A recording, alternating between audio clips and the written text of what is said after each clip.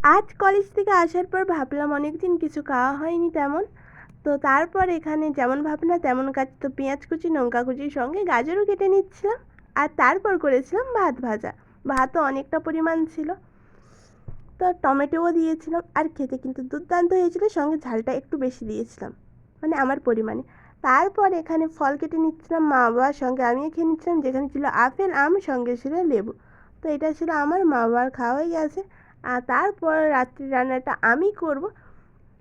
তো এখানে বাটা মাছ, সঙ্গে ছিল বড় চাকা মাছ। তো এটা মায়ের রান্না করছি, মায়ের তেল দিয়ে রান্না হবে না, নর্মাল একটু নুন হলুদ সঙ্গে লঙ্কা পেঁয়াজ দিলে একটু টেস্টি হবে, স্যুপ টাইপের কিছু করে দেবো।